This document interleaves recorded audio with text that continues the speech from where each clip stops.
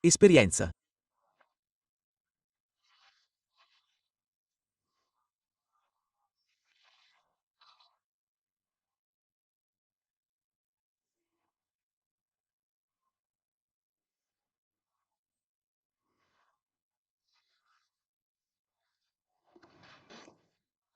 Bene, l'attuale primo ministro Conte ha presentato il suo piano durante la riunione.